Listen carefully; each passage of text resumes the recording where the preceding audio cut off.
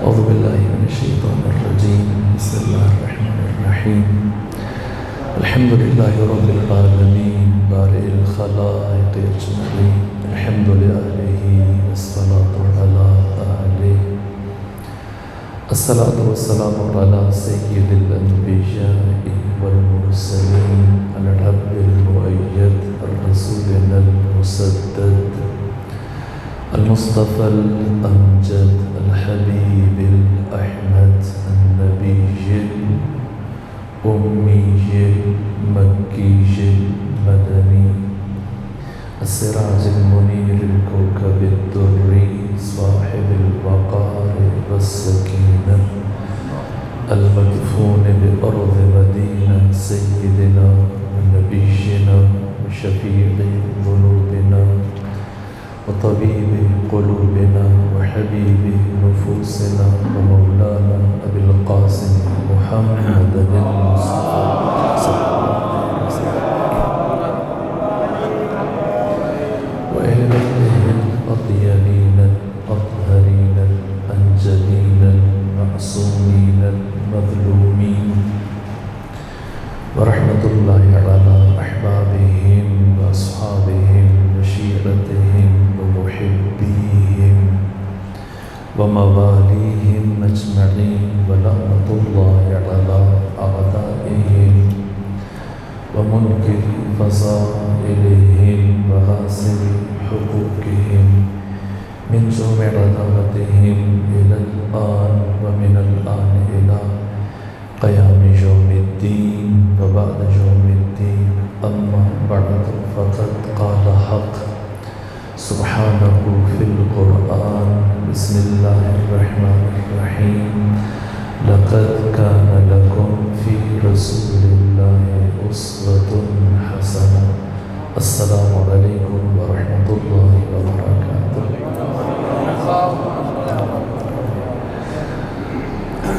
لقد كان لكم في رسول الله أسوة حسنة.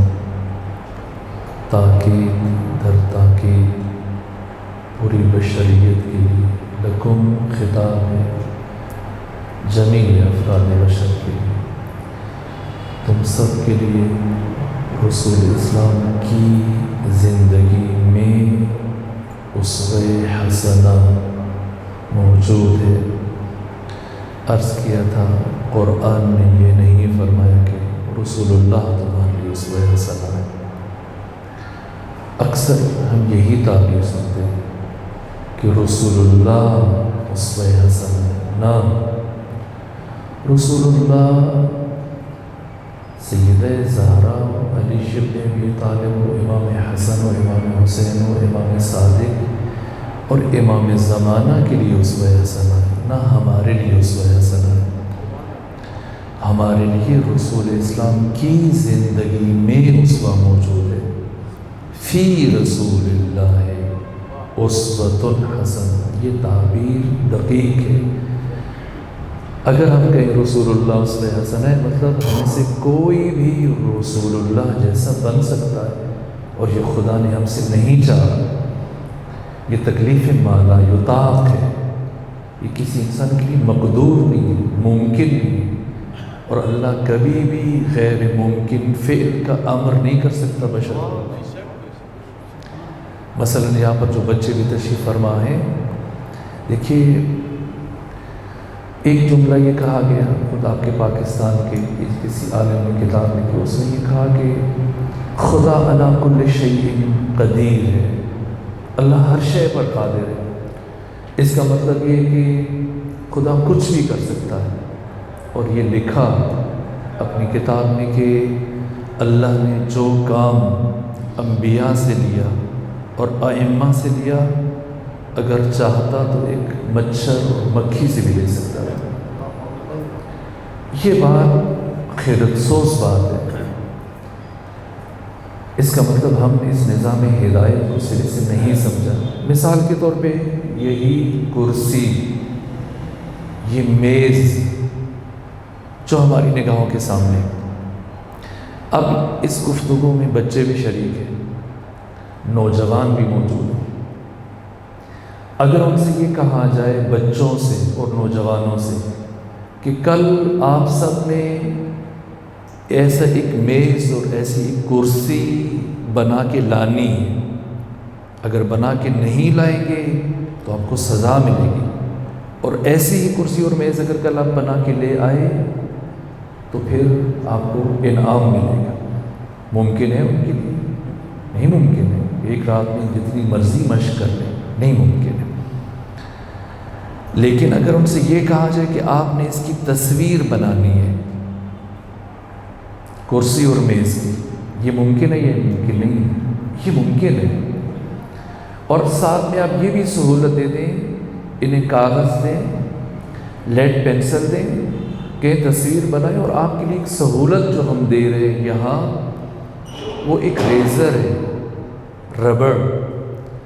کہیں سے اگر تصویر بناتے ہوئے آپ سے لائن ترچھی ہو جائے، ٹیڑھی ہو جائے تو آپ گھبرائیں نہیں، پریشان نہ ہو، یہ ریزر موجود ہے، یہ ربڑ ہے، آپ اس لائن کو صاف کر لیں، دوبارہ سیدھا کر لیں، پھر ٹیڑھی ہو جائے پریشان نہ ہو، دوبارہ سیدھا کر لیں۔ 20 مرتبہ اگر آپ سے لائن خراب ہو رہی ہے، اب 20 مرتبہ ٹھیک کریں، 100 مرتبہ خراب ہو رہی ہے 100 مرتبہ ٹھیک کریں۔ آپ کے پاس مہلت ہے، آپ کے پاس فرصت ہے، وقت ہے، خوب کوشش کیجیے، اور چند گھنٹوں کے بعد پھر آپ سے یہ کاغذ لیا جائے گا، پھر ہم دیکھیں گے کہ آپ سب میں سے کس کی بنائی ہوئی تصویر اس حقیقی کرسی اور میز جو عالم خارج میں وجود رکھتے ہیں اس کے قریب تر ہے۔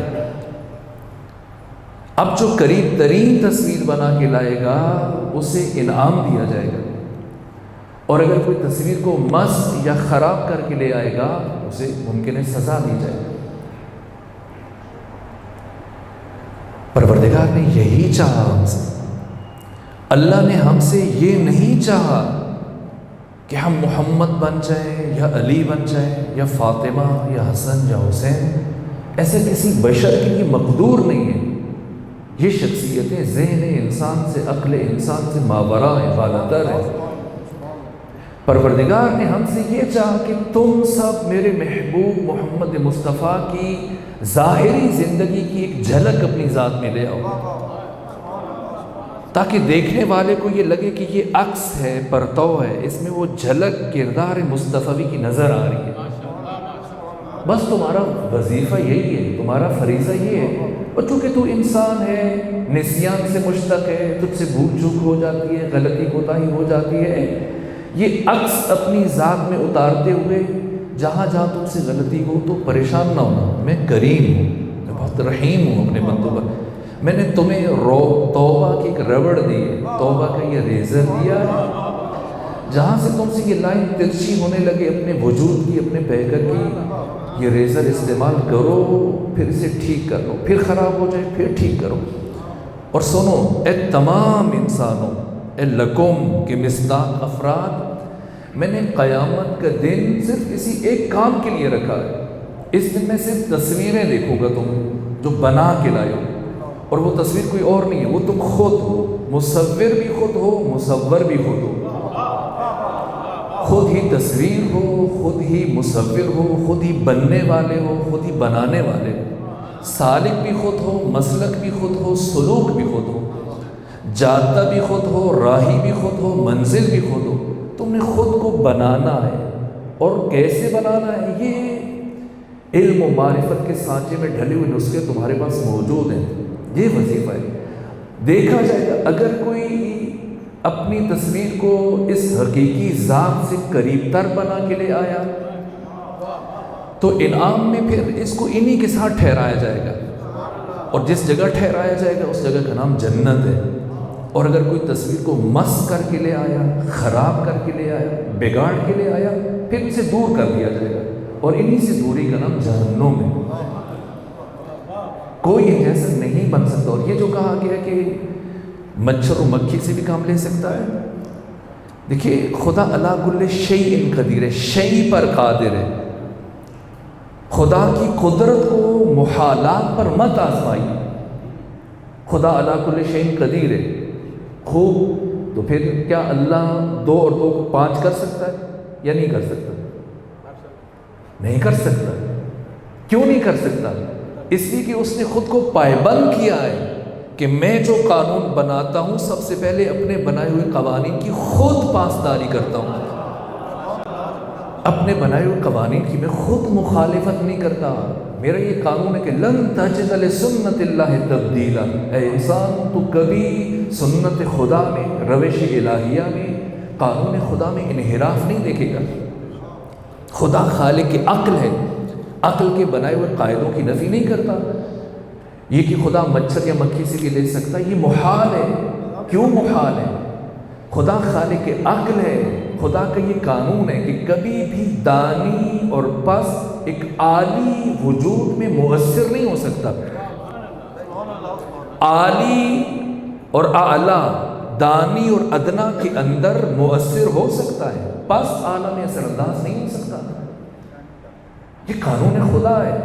مثلا جیسے یہ کرسی اور میز سے بات چلی، یہی کرسی اور میز بہت اچھی ہے، میری خواہش ہو، میرا جی چاہے کہ میرے پاس بھی ایسی کرسی ہونی چاہیے، تو میں لکڑی کا انتظام کروں کہ لکڑی بھی اچھی ہونی چاہیے۔ ایک بہترین لکڑی میں نے ڈھونڈی، تلاش کی، اور پھر میں باقر خان صاحب کے پاس یہ لکڑی لے کے چلا گیا کہ آپ بنا دیجیے۔ اب ہیں تو ہمارے بھائی، لیکن یہ بھی حقیقت ہے کہ بڑھے نہیں، یہ کام نہیں جانتے، تو میری محبت میں اگر لگ جائیں روزہ رکھ کے اس کی کرسی بنانے میں جو لکڑی ان کو پیش کی گئی، تو پھر وہ ایندھن اکٹھا ہو جائے گا، روٹیاں بنانے کا کام آئے گا، ایسی کرسی نہیں بنا سکتے۔ تو مجھے ہوا کہ یہ میں نے غلط دروازے پہ دستک دی، یہ ان کے کام نہیں تھا، مجھے کسی اور کے پاس، کسی ماہر کے پاس جانا چاہیے تھا۔ یہ دوست ہیں، بہت اچھے ہیں، اہل علم ہیں، اہل معرفت ہیں، اہل دل ہیں، لیکن یہ ضروری نہیں کہ کرسی بھی بنا سکیں۔ مجھ سے غلطی ہوئی، میں نے نقصان کیا، اب میں کسی ماہر کے پاس جاؤں گا، اور اب دوبارہ لکڑی نہیں مل رہی مجھے، لے دے کہ میرے پاس ایک کیلے کا درخت تھا، اسی کو کاٹ لیا، چلے اس کی بنواتے۔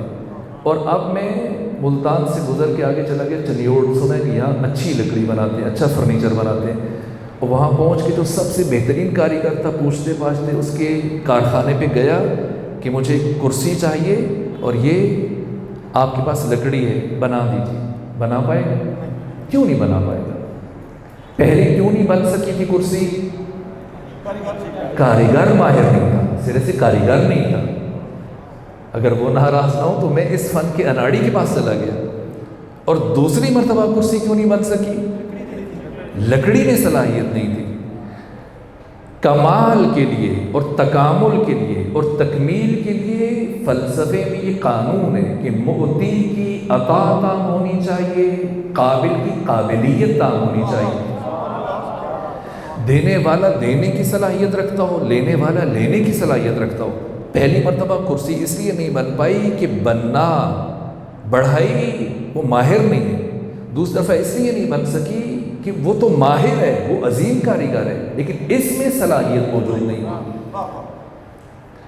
پروردگار مکھی اور مچھر سے یہ کام نہیں لے سکتا، انہیں کیوں ہادی نہیں بنا سکتا کہ وہ ظرفیت اور صلاحیت چاہیے جو ان کے اندر نہیں ہے۔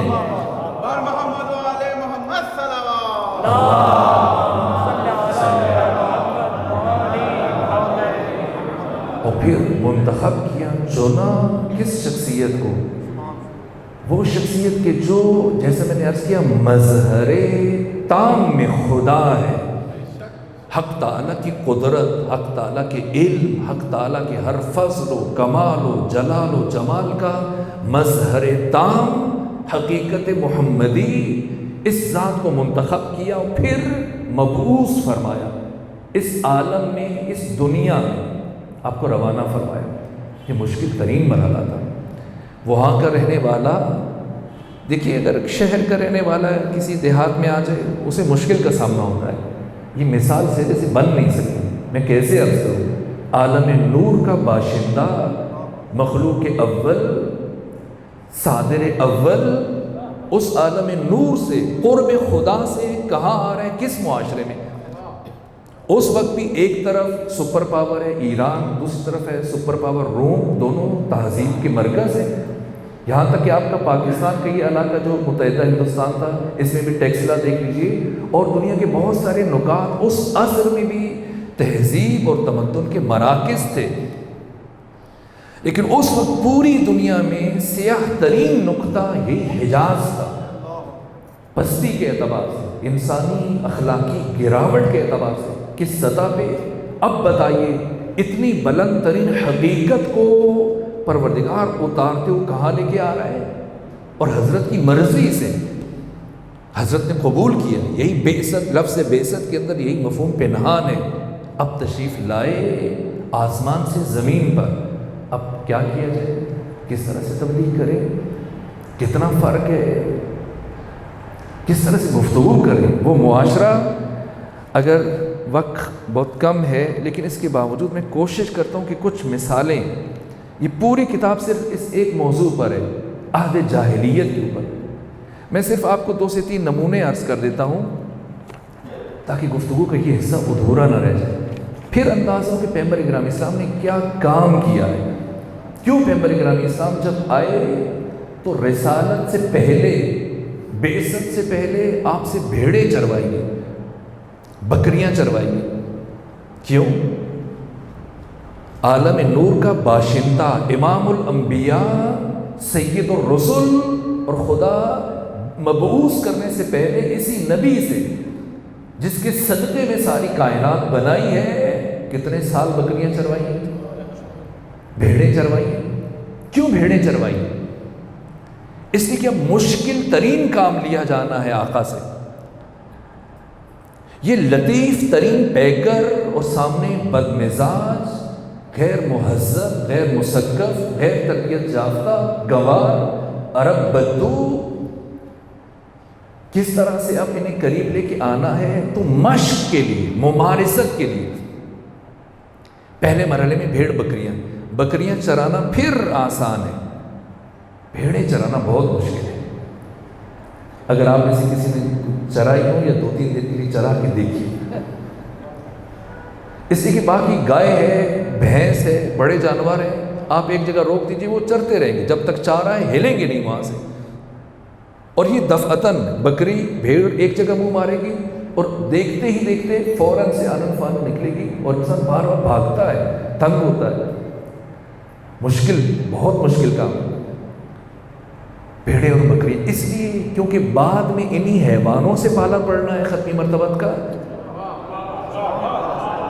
تو پہلے آپ سے غلہ بانی کروائی گئی تاکہ مشق ہو جائے، تمرین ہو جائے، ممارست ہو جائے۔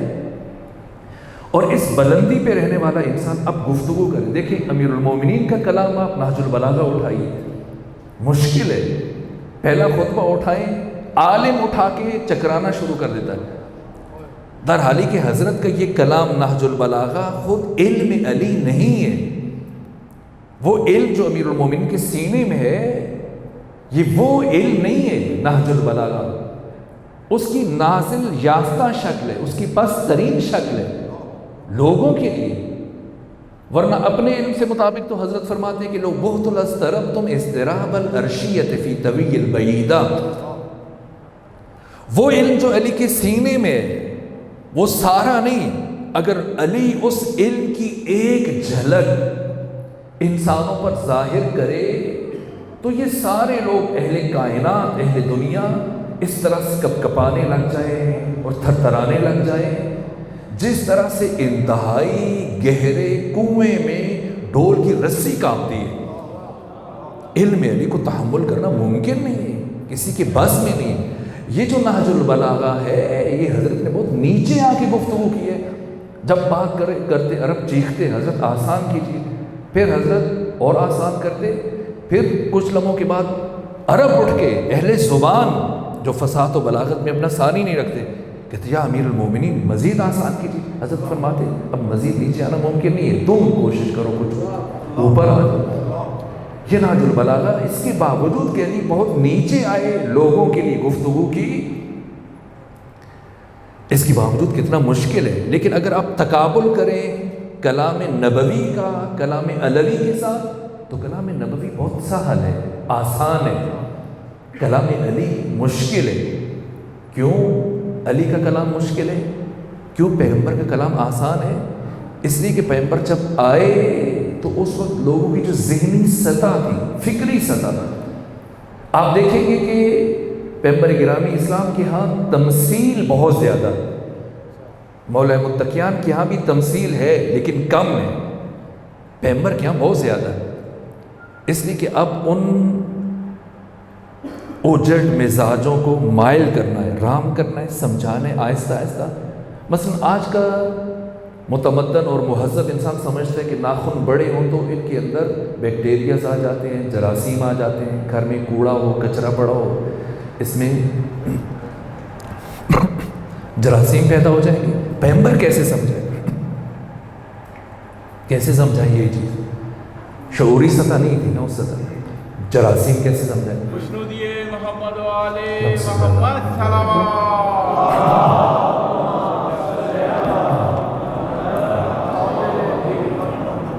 تو فرمایا کہ اپنے ناخن بڑے نہ کرو، ان کے اندر شیطان آ جاتا ہے، یہ تشبیہ ہے شیطان۔ گھروں میں کوڑا نہ رکھو، شیطان آ جاتا ہے۔ جس گھر میں کتا ہو وہاں رحمت کے فرشتے نازل نہیں ہوتے، وہاں فرشتے نازل نہیں ہوتے۔ کیوں بھائی؟ یہ پیغمبر گرامی اسلام کا کلام، آیا آپ اس کے ظاہر کو حجت مان کے عمل کر سکتے ہیں؟ پیغمبر نے فرمایا کہ جس گھر میں کتا ہو یہاں پر فرشتہ نہیں آئے گا۔ کیوں نہیں آئے گا؟ کیا مشکل ہے؟ آیا فرشتوں کو کتوں سے ڈر لگتا ہے؟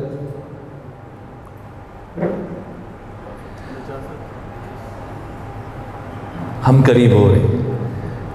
مثلا ایک شخص ہے جسے موت سے بہت ڈر لگتا ہے، وہ چاہتے ہیں کہ اسے موت نہ آئے، اور پیغمبر گرامی اسلام کا یہ فرمان موجود ہے نبی صادق کا کہ جس گھر میں کتا ہو وہاں فرشتہ نہیں آتا۔ تو اسرائیل کون ہے؟ فرشتہ ہے۔ تو روح کس نے قبض کرنی؟ اسرائیل نے قبض کرنی۔ تو اسرائیل تب آئے گا تو جب گھر میں کوئی کتا رکاوٹ نہ ہو۔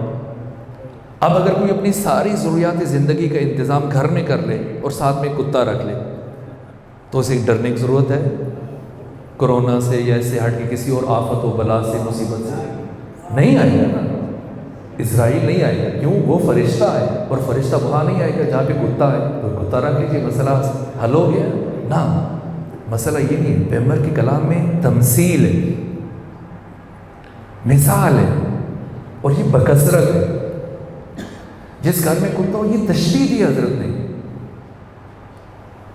گھر سے مراد دل، قلب، قلب المؤمن عرش الرحمن۔ خود آقا نے فرمایا کہ مومن کا دل اللہ کا عرش ہے، اللہ کا گھر ہے۔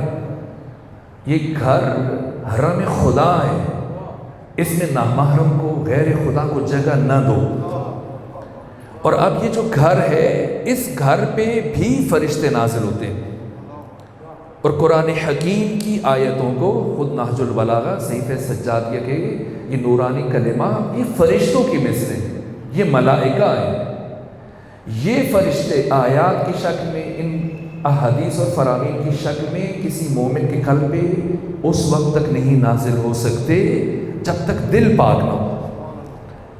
جس دل میں غیبت کا ایک کتا ہو موٹا سا، اگر کسی دل میں جھوٹ اور حرام خوری کا کتا ہو، کسی دل میں جو اللہ کا گھر ہے ایک عمل بد کا کتا ہو، یہ بہت سارے کتے، تو پھر یہ فرشتے، یہ انوار، یہ علوم، یہ معارف، یہ قرآن کے اسرار اور رموز جنہیں فرشتوں سے تشبیہ دی گئی ہے، یہ اس قلب میں نہیں نازل ہو سکتے۔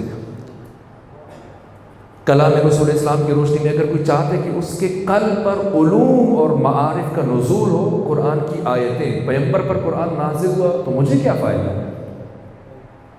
مجھے تب فائدہ ہے جب میرے دل پہ قرآن نازل ہونا شروع ہو جائے۔ اسی ایک بات نے مرحوم اقبال کی زندگی بدل دی۔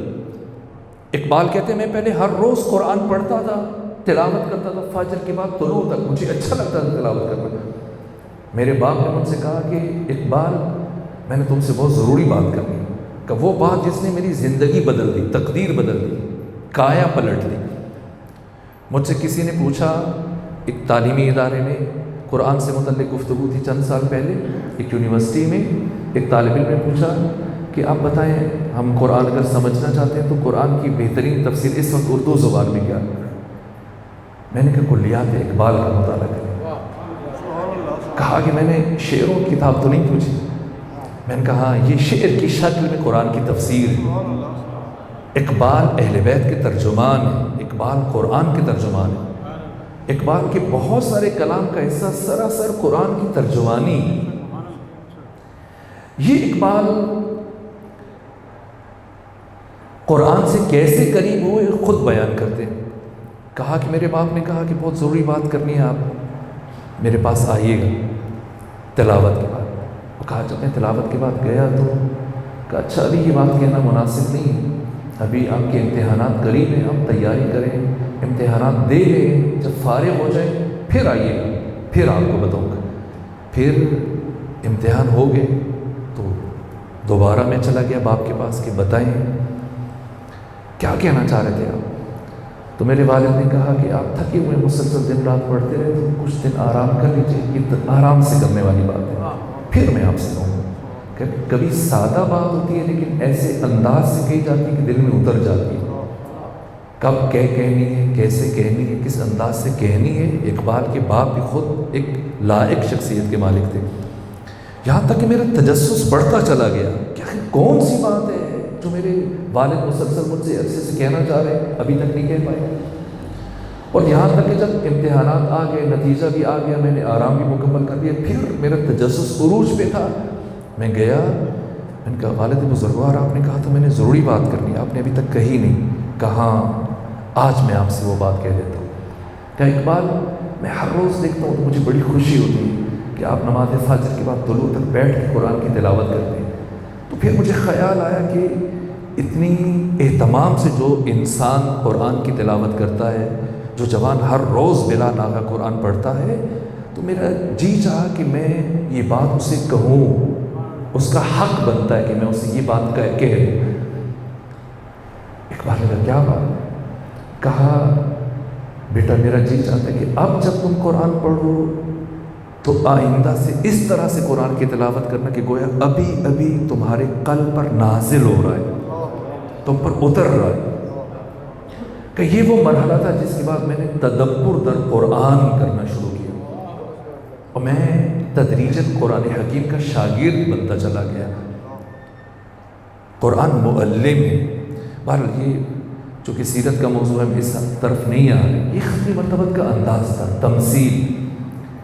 اسی طرح سے ایک صلوات بھیجیے خاندان فاطمہ پر.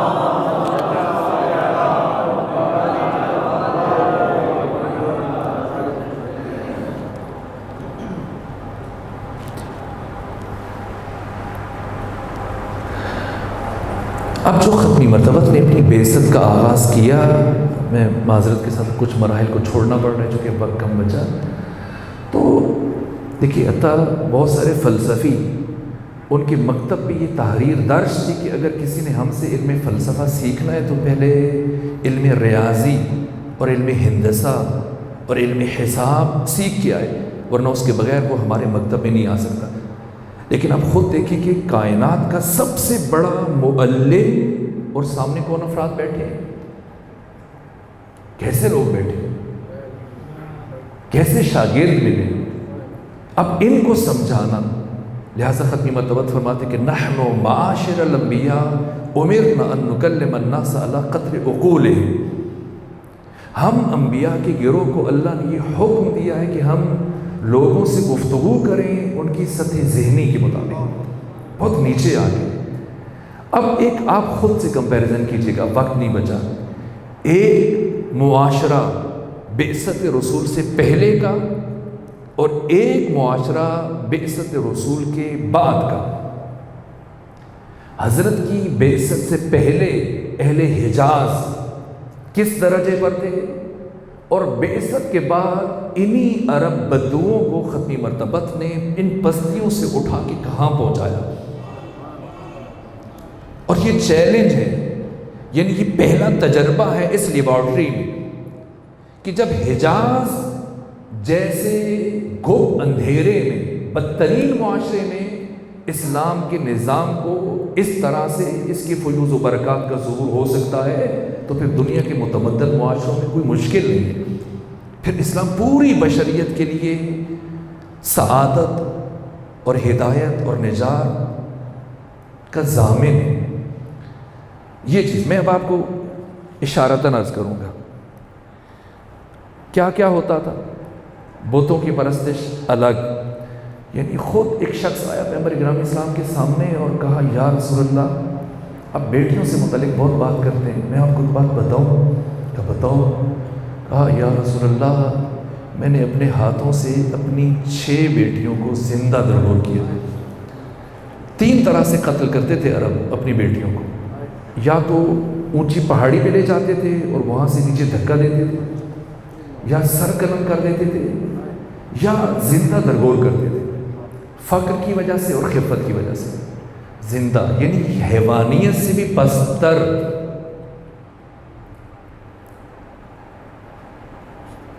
کتنا کہ خود چلے مرے ہوئے انسان کو نا زندہ حالت میں دفن کرنا خود سوچے۔ بلکہ اسی میں روایت کو تفصیل چھوڑنا چاہ رہا تھا لیکن میں پڑھ دیتا ہوں۔ 6 بچوں کو کہا کہ 6ٹھی بچی کو میں نے کس طرح سے قتل کیا۔ میں سفر تجارت پر تھا اور مجھے بڑا عرصہ لگ گیا، وہاں رکنا پڑ گیا، مجھے 2 سال لگ گئے۔ جب میں گیا تھا تو میری زوجہ باردار تھی، حاملہ تھی، اور جب میں پلٹ گیا 2 سال کے بعد تو میں نے دیکھا کہ گھر میں ایک چھوٹی سی بچی کھیل رہی تھی۔ اسے دیکھتے ہی میرا خون کھولنے لگ گیا۔ میں نے پہلا سوال اپنی بیوی سے یہ کیا، بتا یہ بچی کس کی؟ کہا ہمسایہ کی۔ گھبرا گئی بیوی، ڈر گئی، کہا ہمسایہ کی بچی ہے، کھیلنے کے لیے آئی۔ میں مطمئن ہو گیا، لیکن جب شام ہونے لگی میں نے دیکھا کہ بچی نہیں جا رہی۔ میں نے بیوی سے کہا بھیجو اسے، جس کی بچی۔ اس نے ڈرتے ہوئے کہا کہ یہ ہماری اپنی بچی ہے۔ کہ وہ رات میری زندگی کی مشکل ترین رات تھی، اور اگلی صبح میں اس بچی کو اپنے ہمراہ بیابان میں لے کے گیا اور میں نے اس کی قبر کھودنا شروع کی۔ گڑھا کھودا اور میری بیٹی اس سے سنی میں 2 سال کی عمر میں میری مدد کروا رہی تھی، اپنے ہاتھوں سے مٹی باہر نکلوا رہی تھی۔ اور جب تیار ہوئی تو اب میں نے اسے مٹی میں اس گڑھے میں پھینکا، پھر مٹی ڈالنا اس کے اوپر شروع کی اور اس نے ہاتھ پاؤں مارنا شروع کی۔ کہا بابا میں آپ کی بیٹی ہوں، میں تو اتنے عرصے سے آپ کا انتظار کر رہی تھی۔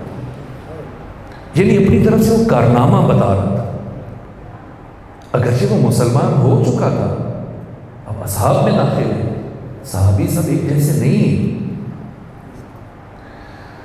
فخر کر رہا ہے۔ ختمی مرتبہ نے کہا ٹھیک ہے، تو نے اسلام قبول کیا، تمہاری پچھلی خطائیں معاف ہیں، لیکن کوشش کیا کرو میرے سامنے نہ آیا کرو۔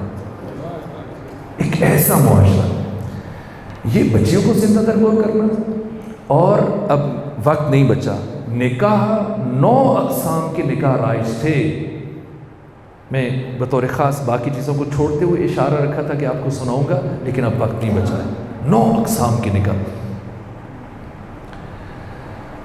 اس میں سے ایک قسم یہ تھی کہ بطور اجتماعی مثلا 10 افراد مل کر ایک خاتون سے نکاح کرتے، باقاعدہ نکاح ہوتا تھا۔ اور پھر جب بچہ، اسی لیے قیافہ شناسوں کا وہاں پہ ایک الگ مقام تھا، طے ہوتا تھا کہ اس کی شکل کس سے ملتی ہے، قیافہ کس سے ملتا ہے، طے کیا جاتا تھا۔ اسی طرح سے باپ کی چھوڑی ہوئی زوجہ یا کنیز ہے، اس سے نکاح کرتے تھے۔ مادرزاد لخت عریان سر سے لے کے پاؤں تک خانہ کعبہ کا طواف ننگی حالت میں کرتے تھے، اور ایسی چیزیں کہ شاید بیان بھی نہ کی جا سکیں۔ اب بتائیے اس معاشرے میں ختمی مرتبہ جب تشریف لائے کس طرح سے انہیں پستیوں سے اٹھانا شروع کیا، ان عرب بدوؤں کے ساتھ کیسے ان کے رویے ہوتے تھے، کیا انداز ہوتا تھا۔ پیغمبر گرامی اسلام چل رہے ہیں، وہ مدینہ میں چل رہے ہیں جہاں اسلامی ریاست بن چکی ہے، وجود میں آ چکی ہے۔ ایک عرب بدو آیا، چند اصحاب کے ساتھ پیغمبر چل رہے ہیں، ابا پہنی ہو پیغمبر نے، اور اس نے ابا جو کہ موٹی تھی، یمنی ابا تھی، کسی نے حضرت کو تحفہ میں پیش کی تھی، تو اس نے اتنے زور سے کھینچا کہ حضرت کی گردن سے خون جاری ہو گیا۔ کہا محمد جو اللہ کے مال سے، بیت المال سے تم نے اپنے پاس جمع کر رکھا ہے، ہمارا حصہ بھی دو۔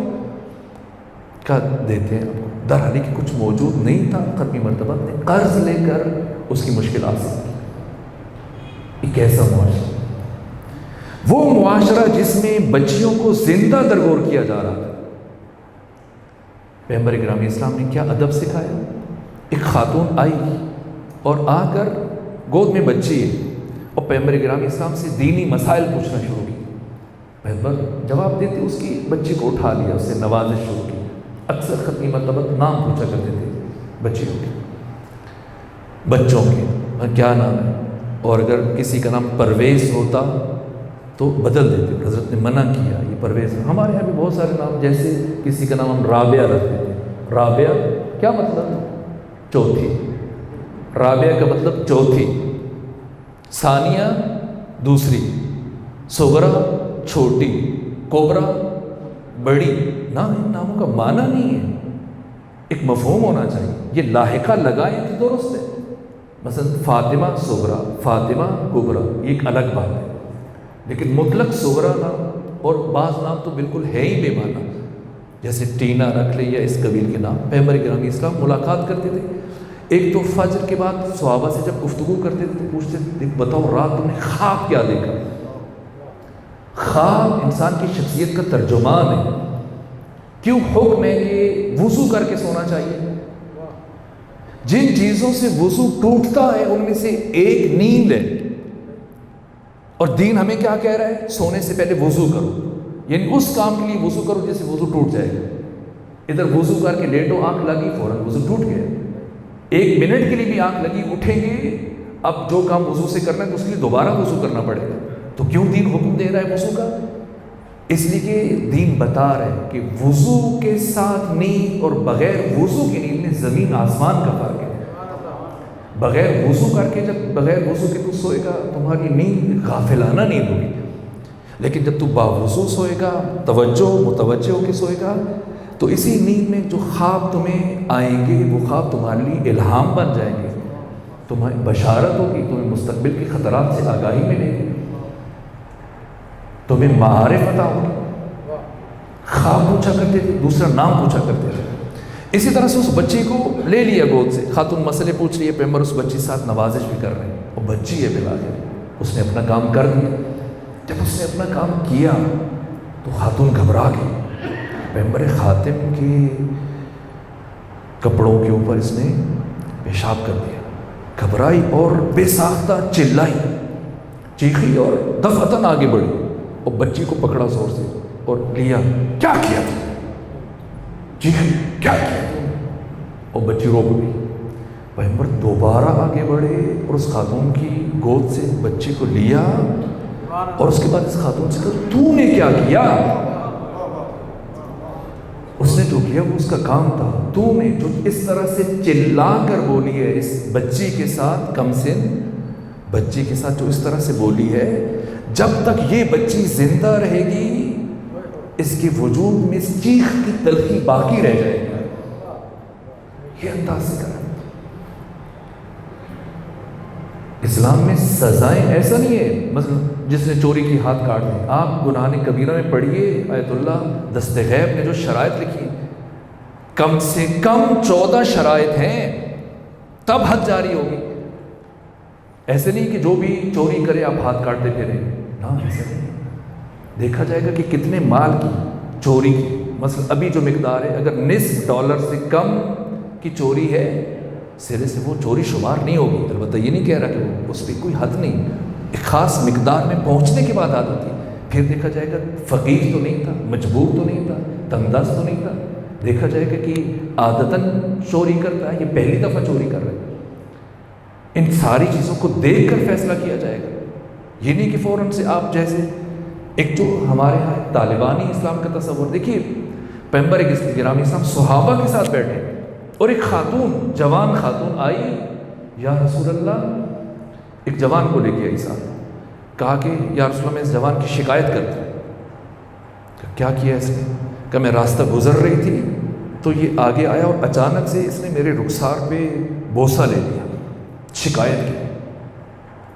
ختمی مرتبہ نے اس جوان سے پوچھا بتاؤ یہ کام تو نے کیوں کیا؟ کہا یا رسول اللہ میں نے آج سے پہلے اس طرح کی مجھ سے کوئی حرکت سرزد نہیں ہوئی، میں باکردار ہوں، زندگی میں ایسا کام اس سے پہلے نہیں ہوا، لیکن جیسی میری نگاہ پڑی اس خاتون پر، پہلی نگاہ پڑی مجھے اتنی اچھی لگی کہ بے ساختہ میں بے خود ہوا اور میں نے بوسہ لے لیا۔ اس کے بعد اس نے ایک جملہ کہا، مزاج رسول سے کسی حد تک آشنا تھا، کہا حضرت اگر یہ قصاص لینا چاہے تو میں حاضر ہوں۔ قصاص کیسے کہتے ہیں؟ جان کے بدلے جان، آنکھ کے بدلے آنکھ، ہاتھ کٹ جائے تو اس کے بدلے میں نے بوسہ لیا تو قصاص۔ کیا اشارہ کیا؟ مطلب اگر یہ چاہے تو ہم محرم بن سکتے ہیں، یہ کنایہ ہے۔ اب پیغمبر متوجہ خاتون کی طرف، کیا ارادہ ہے آپ کا؟ آپ چاہیں گی کہ میں اس کے ساتھ آپ کا عقد جاری کروں؟ کہ یا رسول اللہ اگر آپ چاہیں تو مجھے کوئی انکار نہیں۔ شکایت نے کیا یہ نکاح خود کس درجہ آسان ہے۔ اسلام میں فلسفہ سزا یہ نہیں کہ لوگوں کی گردنیں کاٹتے پھرو، نہ، جرائم کو روکنے کے لیے۔ باہر اب وقت کم رہ گیا، بلکہ وقت ختم ہو گیا۔ خود رشتوں کا زوج اور زوجہ کے تعلق سے متعلق، یعنی میں نے عرض کیا 9 طرح سے نکاح کیا جاتا تھا، اور بدترین حیثیت تھی خاتون کی مرد کے۔ ایک نکاح تعویزی ہوتا تھا، یعنی ایک مرد شادی شدہ ہے، دوسرا مرد شادی شدہ ہے، اور وہ اب ایک صیغہ جاری کر کے کہ اب بیویاں ہم عوض کر سکتے ہیں، جب جس کا جی چاہے اپنی بیویاں تبدیل کر لیں۔ یعنی اس درجے گرے ہوئے افراد مار رہے ہیں، حتیٰ اپنی باپ کی منکوہ جو رہ چکی ہے اس کے ساتھ عقد کر رہے ہیں۔ اب یہاں آ کر ختمی مرتبت میں اور دین نے جو تصور دیا، میں یہ بات عرض کروں شاید بعض افراد کو حیرت ہو، لیکن قرآن ہے وہ بالکل واضح بات کر رہا ہوں، اب خود سوچئے گا۔ یہ دین نے جو تصور دیا، ایک پیغمبر گرامی اسلام کی احادیث کا ایک مکمل سلسلہ ہے، اس کتاب میں نے کچھ منتخب کی تھی زوج اور زوجہ سے متعلق، جو ختمی مرتبہ نے فرمایا مرد کے لیے، زوجہ کے لیے، لیکن اب وہ بیان نہیں کر رہا۔ اب آخر میں صرف ایک جملہ عرض کرتا ہوں۔ دیکھیے پیغمبر گرامی اسلام جن کی شخصیت سے متعلق ہم بات کرنے کی کوشش کر رہے ہیں، اگر پوچھا جائے کہ حضرت کا رشتہ امت کے ساتھ قرآن نے کیا بیان کیا، تو آپ کیا فرمائیں گے؟ وَمَا أَرْسَلْنَاكَ إِلَّا رَحْمَةً لِلْعَالَمِينَ۔ اور ما نہیں، ارسلنا کا آپ کو ہم نے بھیجا، ارسلنا ہم نے بھیجا، کا آپ کو، ہم نے آپ کو نہیں بھیجا، الا صرف رحمتن، رحمت، للعالمین، تمام جہانوں کے لیے۔ یہ معنی غلط ہے کہ ہم نے آپ کو تمام جہانوں کے لیے رحمت بنا کے بھیجا، نہیں، اسی طرح سے معنی کرنا چاہیے۔ قرآن نے جو یہ الفاظ استعمال کیے، جیسے میں نے اسوہ والی آیت آپ کے سامنے پڑھی، ہم نے آپ کو تمام جہانوں کے لیے صرف رحمت بنا کے بھیجا۔ اگر پوچھا جائے کہ نبی کا امت کے ساتھ کیا رشتہ ہے، رحمت کا۔ اب بتائیے امت کا نبی کے ساتھ کیا رشتہ ہے؟ نبی کا تو امت کے ساتھ رشتہ رحمت کا، امت کا نبی کے ساتھ کیا رشتہ ہے؟ قل لا، کہہ دیجئے نہیں، اسألو، میں سوال کرتا ہوں، کم، تم سے، قل لا اسألو، کہہ دیجئے میں آپ سے سوال نہیں کرتا، اجرن، اجر سے متعلق، الا المودہ، صرف مودت کا، فی القربہ، میرے اہل بیت کے لیے۔ اہل بیت میں سے خود ذات رسول مقدم ہے نا، پہلے رسول ہے، تو رسول کے ساتھ امت کا کیا رشتہ بن گیا؟ مودت کا۔ رسول کا امت کے ساتھ قرآن نے رشتہ بیان کیا رحمت کا، امت کا رسول کے ساتھ رشتہ مودت کا۔ اور پروردگار نے جب میاں بیوی کے رشتے کی بات کی، اس تعلق کی بات کی، تو کیا بیان کیا؟ سورہ مبارکہ روم آیت نمبر 21، جا کے تفصیل پڑھ لیجئے، میں صرف وہ حصہ پڑھ رہا ہوں، وَجَعَلَ بَيْنَكُمْ مَوَدَّةً وَرَحْمَةً۔ مودت بھی مطلوب ہے، رحمت بھی مطلوب ہے۔ کیوں؟ اس لیے کہ اگر اس رشتے میں معمولی سی کمی بھی رہ گئی، معمولی کمزوری رہ گئی، اس کا اثر پھر قیامت تک جتنی بھی نسلیں آئیں گی ان سب میں منتقل ہوگا۔ پروردگار اس رشتے میں زوج اور زوجہ کے، اب ختمی مرتبت کی احادیث کو میں بیان نہیں کر پاؤں گا، اس میں گہرائی دیکھنا چاہتا ہے، اس میں صمیمیت دیکھنا چاہتا ہے، اس میں اعتماد دیکھنا چاہتا ہے، اس میں از حد خلوص دیکھنا چاہتا ہے، اس میں محبت اور وفا دیکھنا چاہتا ہے۔ یہاں تک میں نے سید سجاد کا یہ جملہ پڑھا ہے، اب امام کی سیرت آئے گی تو میں باقی پہلو عرض کروں گا۔ حضرت فرماتے کہ اگر میرے پاس کچھ رقم 1,00,000 غلام، 1,00,000 سے زیادہ غلام آزاد کیے امام سجاد نے، پیغمبر سے لے کر امام عسکری تک سب نے مل کر اتنے غلام نہ خریدے نہ آزاد کیے جتنے تنہا امام سجاد نے آزاد کیے۔ مصر کے اہل سنت عالم نے بھی یہ لکھا ہے اپنی کتاب میں، امام کی سیرت کو بیان کرتے کہ فرزند حسین ابن علی بن علی زین العابدین سید سجاد نے 1,00,000 سے زیادہ غلام خریدے اور انہیں آزاد کیا۔ یعنی آپ کا محبوب عمل تھا، یہ پسندیدہ عمل تھا۔ اس کے باوجود کیا فرما رہے؟ اگر میرے پاس کچھ رقم ہو اور میں بازار سے گزر رہا ہوں تو میں اس رقم کے عوض غلام خرید کر آزاد کرنے سے بہتر سمجھتا ہوں کہ کچھ پھل اور گوشت اپنے عیال، بیوی اور بچوں کے لیے لے جاؤں۔ یہ دین کا تصور ہے۔ تو ختمی مرتبت سے متعلق اب کیا بات میں عرض کرنا چاہ رہا تھا؟ ہاں، مودت اور رحمت ہر دو۔ اب یقین جان لیجیے، اسی ضمن میں ایک جملہ عرض کروں، اگر اس تعلق میں زوج اور زوجہ جن دو افراد کے ملنے سے، یہ دو بنیادی ارکان ہیں جن سے مل کر ایک نیا خاندان بنتا ہے، اس خاندان کے بنیادی دو ارکان میں اللہ کو وفا چاہیے، محبت چاہیے، خلوص چاہیے، سچائی چاہیے، اعتماد چاہیے۔ اگر ذرہ برابر کمی رہ گئی، یقین جان لیجیے اس کا اثر اتنا گہرا ہوگا کہ شاید کبھی ختم نہ ہو، اور اس کا مداوع ممکن نہیں۔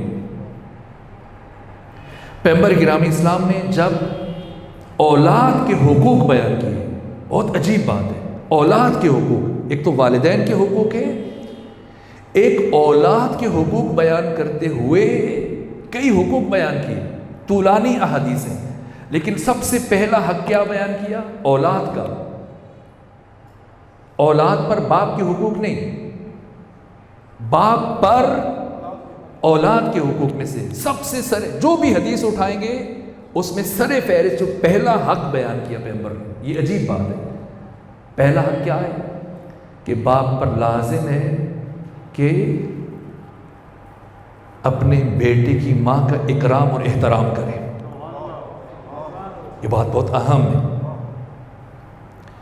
اگر زوج اور زوجہ کے درمیان اختلاف ہے کسی بھی وجہ سے، ناچاکی، اگر بچوں کے سامنے الجھاؤ یا جھگڑا کیا، یہ جھگڑا کر کے بے شک بات میں صلح کر لیں، راضی ہو جائیں، لیکن جو بے اعتمادی منتقل ہوگی، جو نفسیاتی مسائل شروع ہوں گے اور جو ان کی شخصیت میں سقم آئے گا، جو پیچیدگی شروع ہو جائے گی، اب یہ بات میں بے شک راضی ہو جائے، وہ نہیں ہو پائے گا ان سے۔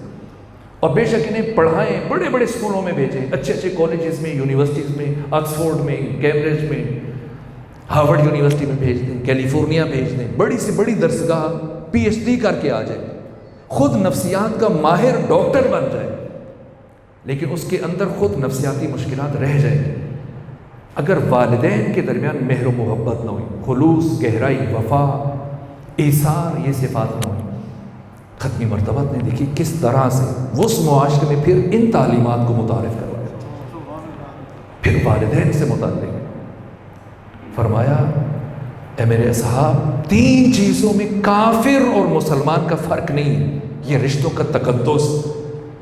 پہلے اگر ہم جاہلیت کا زمانہ دیکھیں، پھر اسلام کا۔ ختمی مرتبت نے کیا کیا؟ بس اس حدیث پہ ختم کر دیتے ہیں۔ ختمی مرتبت فرماتے ہیں 3 چیزوں میں کافر اور مسلمان کا فرق نہیں۔ ایک وعدہ مسلمان کے ساتھ کرو تب بھی نبھانا واجب ہے، کافر کے ساتھ کرو پھر بھی اس کی پاسداری واجب ہے۔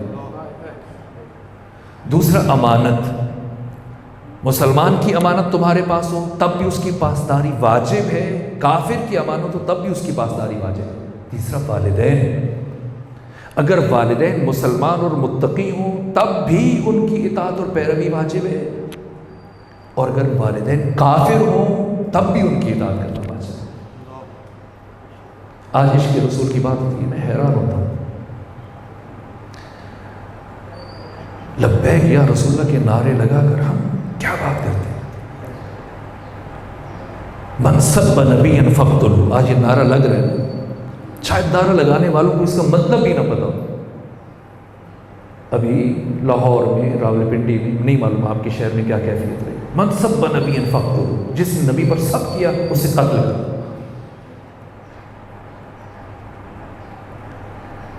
یہ عاشق، اگر میں پوچھوں سب سے بڑا عاشق پیغمبر گرامی اسلام کا تاریخ بشریت میں کون ہے؟ علی سے بڑا کوئی عاشق ہے؟ علی کے سامنے پیغمبر کو گالیاں نہیں دی، بتایا گیا دونوں کو عشق کا دعویٰ ہے۔ جو تلوار لے کے آیا تھا وہ بھی تو عاشق تھا نا، بظاہر تو یہی بتا رہا تھا نا کہ عشق نبی میں تلوار چلاؤں کہ نبی کو گالیاں دی، لیکن کیا نبی نے اس کے کام کی تائید کی؟ خاک فرانس نے بنائے، آپ اپنے لوگوں کو قتل کر رہے ہیں، ان غریبوں کا روزگار تباہ کر رہے ہیں، ان کے رکشے جلا رہے ہیں۔ یہ رسول کی تعلیمات ہیں۔ عشق رسول کا تقاضا یہ ہے، وہ ہے جو علی ابن ابی طالب نے بتایا۔ گالیاں دینے والے کی زبان کیسے بند کی جاتی ہے، کس طرح سے گفتگو کی جاتی ہے؟ یہ کردار ظاہر کر کے ہم کردار ختمی مرتبہ آپ کی شخصیت کے اوپر مزید دھبا لگا رہے ہیں کہ ان کے فالورز، ان کے پیروکار اس طرح سے جاہل ہوتے ہیں۔ رسول اسلام اپنے عاشقوں کو کیسا دیکھنا چاہتے ہیں؟ ایک عاشق علی ابن ابی طالب ہے، ایک عاشق اویس کرنی۔ اویس کرنی اگر رسول کو لبیک کہہ رہے ہیں تو کردار سے لبیک کہیے۔ یہ اویس کرنی اصحاب میں سے نہیں، مخزرمی ہے، نہ تابعی ہے نہ صحابی ہے، مخزرمی بھی نہیں۔ مخزرمی، معذرت میں نے غلطی سے کہا، مخزرمی اسے کہتے ہیں کہ جس نے حالت کفر میں پیغمبر کو دیکھا ہو پھر پیغمبر کی وفات کے بعد اسلام قبول کر لیا ہو۔ اسے تابعی نہیں کہا جائے گا چونکہ یہ پیغمبر اسلام کو دیکھ چکا ہے، لیکن صحابی بھی نہیں کہا جائے گا چونکہ حالت اسلام میں نہیں دیکھا، اس کو مخزرمی کہا جائے گا۔ جناب اویس کرنی، انہوں نے زندگی بھر پیغمبر کو نہیں دیکھا، درحالی کہ عہد رسول میں تھے۔ کیوں نہیں دیکھ سکے؟ یہ یمن کے رہنے والے تھے، اسلام قبول کر لیا۔ اب خط لکھا کہ یا رسول اللہ میں آپ کی زیارت کا مشتاق ہوں، باپ مر چکا ہے اور ماں سے ایک طویل عرصے سے اجازت مانگ رہا ہوں، لیکن ماں مجھے اجازت نہیں دے رہی۔ آپ فرمائیے کیا میں ماں کی اجازت لیے بغیر آپ کی زیارت کے لیے حاضر ہو سکتا ہوں؟ پیغمبر نے خود خط کا جواب دیا، کیا فرمایا؟ اویس وہیں رکو، اور جب بھی تمہیں میری زیارت کا شوق پیدا ہو اپنی ماں کے چہرے کی زیارت کر دیا۔ پیغمبر کو قبول نہیں ہے کہ ماں کی اجازت کے بغیر اویس آئے، اور اویس لگے رہے، ہمت نہیں آ رہی، کوشش کرتے رہے۔ بڑے طویل عرصے کے بعد اویس کو ماں نے مشروط اجازت دی کہ جائیے، سحر میں چلے جائیں اور پھر رات ڈھلنے سے پہلے واپس آ جائیے، میرا دل گھبراتا ہے آپ کے بغیر۔ تیز رفتار سواری کا اہتمام کیا، اویس چلے، یمن سے پہنچے مدینہ، لیکن شومیت قسمت، آئے تو پیغمبر موجود نہیں تھے۔ دق الباب کی ام سلمہ پشت در سے آئیں، پوچھا کون ہے؟ بتایا میں اویس کرنی ہوں، یمن سے آیا ہوں۔ کہ تعجب ہے، آپ اویس کتنے خوش نصیب ہیں آپ، کیسے خوش نصیب ہوں؟ کہا کہ میں نے بارہا پیغمبر کی زبان سے سنا، وہ علی سے فرما رہے تھے اے علی، اویس مجھے نہیں دیکھ پائے گا، لیکن میرے بعد میرے اویس کا بہت خیال رکھنا۔ یہ اویس کرنی جنگ صفین میں مولا علی کی نصرت کرتے ہوئے شہید ہوئے۔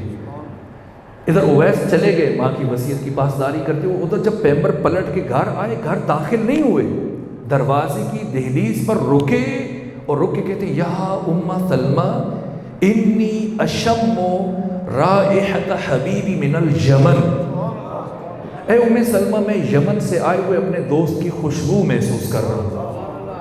اگر رسول اسلام کو ہم لبیک کہنا چاہتے ہیں اپنے عمل سے، اپنے کردار سے، اپنی سیرت سے، پروردگار بحق محمد مصطفیٰ صلی اللہ علیہ وآلہ وسلم ہم سب کو سیرت مصطفی پر عمل پیرا ہونے کی توفیق عطا فرمائے۔